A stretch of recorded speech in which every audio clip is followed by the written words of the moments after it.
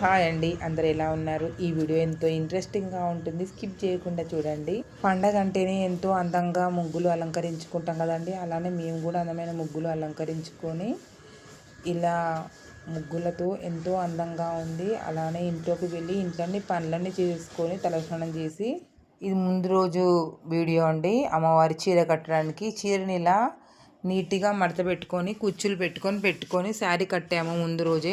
అమ్మవారికి ఈసారి చీర కట్టడం కొంచెం కష్టంగా అనిపించింది, కానీ బాగానే కుదిరింది. తల స్నానం చేసిన వెంటనే ఇలా అన్ని దేవుడి ప్రసాదాల గురించి నీట్గా కడుక్కొని పెట్టుకున్నాను. పులిహోర, గారెలు, పూర్ణాలు, అలానే చింతపండు కూడా నానబెట్టుకున్నాను పులిహోర గురించి.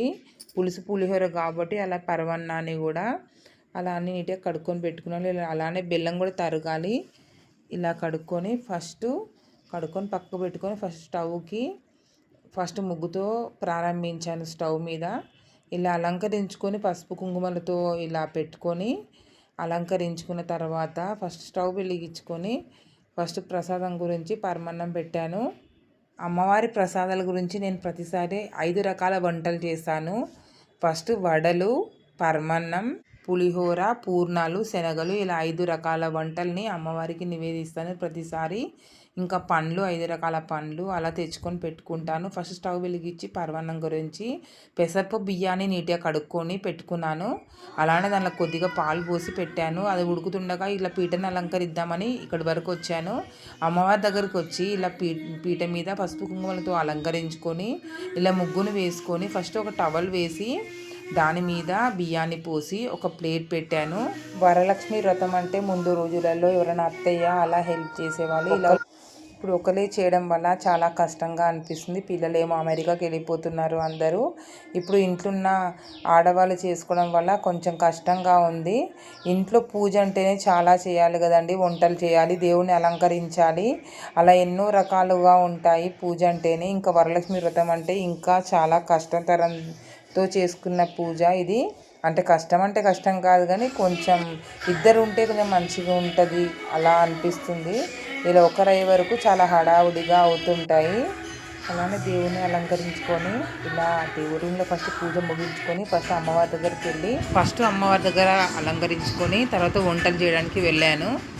పూజ రోజు ఇలా నీట్గా కడుక్కొని పెట్టుకున్నాను. వెండి వస్తువులు అవన్నీ ఇలా కడుక్కొని పెట్టుకున్నవి నీట్గా అలంకరించుకొని అలానే పీట మీద ఒక టవల్ వేసి అలా తమలపాకులతో అలంకరించి ఒక ప్లేట్ పెట్టి ప్లేట్ మీద బియ్యం పోసి ఇలా కలశాన్ని ఏర్పరిచాను. అలా పసుపు కుంకుమ, ఒక బంగారు వస్తువు చిన్నది ఏదన్నా వేయాలి. అలా ఒక బంగారు వస్తువు వేసి అలానే ఖర్జూరాలు, కొంచెం కుంకుమ, పసుపు అలంకరించుకొని అలాగే మామిడి తోరణాలు, కొబ్బరికాయకి నిండుగా పసుపు రాసుకొని అమ్మవారి కలశాన్ని ఏర్పరచుకున్నాను.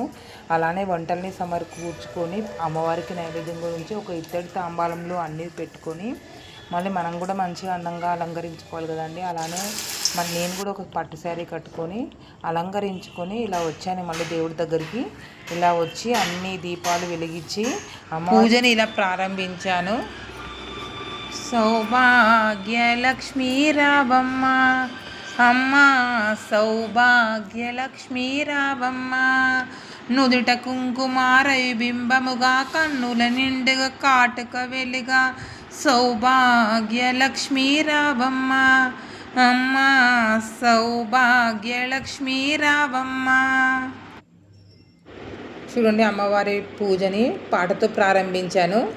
చాలా సంతోషంగా అనిపించింది అమ్మవారి ఇలా రూపం చూస్తూ ఉంటే. నగలతో అమ్మవారు ఎంతో అందంగా మెరిసిపోతున్నారు. అమ్మవారి నగలు అమ్మవారికి వేసినట్టుగా ఉంది. చూడండి, లక్ష్మీ కళ ఇలా ఉంది అమ్మవారి ముఖంలో. బంగారు నగలు, డబ్బులు ఏమన్నా కూడా మనం పూజ చేసే టైంలో మాత్రమే దేవుడి దగ్గర పెట్టుకోండి. మళ్ళీ పేరెంటాలు వచ్చే టైంకి అందరి ముందు ఇలా పెట్టడం వల్ల ఏదైనా ప్రాబ్లం వస్తే మళ్ళీ ఎవరిని అనలేము. కాబట్టి మనం పూజ చేసే టైం మాత్రమే అమ్మవారి దగ్గర ఇలా అలంకరించుకోండి. అంటే అమ్మవారి మీద ఉన్నాయి కాకుండా పక్కకు పెట్టినవి సాయంత్రం వరకు తీసేసి పక్కకు పెట్టుకుంటే లోపల పెట్టుకుంటే సరిపోతుంది. ఈ అమ్మవారి పూజ వెనుక ఎన్ని కష్టాలు ఉంటాయో ప్రాక్టికల్గా ఆడవాళ్ళకి తెలుసండి. మనం ఎన్ని పనులు చేస్తామో రోజంతా అది చేసే వాళ్ళకే తెలుస్తుంది. పొద్దున 4కి లేసానండి పూజ గురించి. చూడండి, ఇప్పుడు పూజ అయ్యే వరకు కరెక్ట్గా 1:30 అయింది. పూజ మొత్తం ముగిసే వరకు చూడండి ఎంతో అందంగా అలంకరించాము అమ్మవారిని.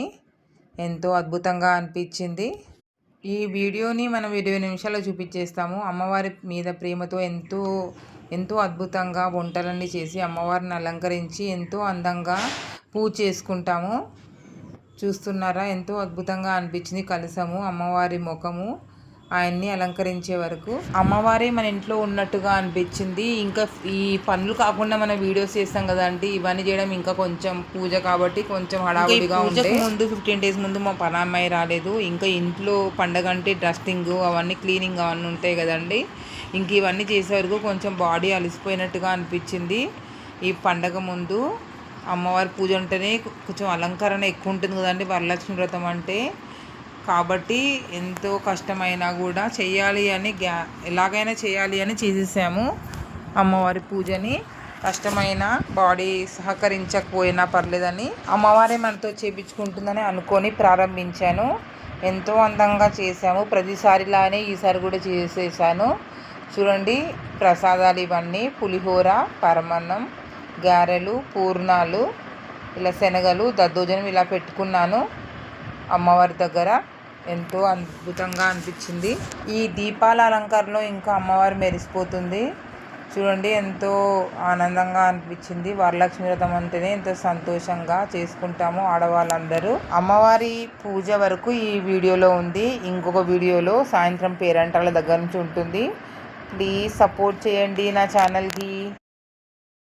ఒక లాంగ్ వీడియో ఎడిట్ చేయాలంటే ఎంత కష్టమో మీకు కూడా తెలుసు. యూట్యూబ్ చేసేవాళ్ళు ఉంటే నా ఛానల్ని సపోర్ట్ చేస్తారని కోరుకుంటున్నాను.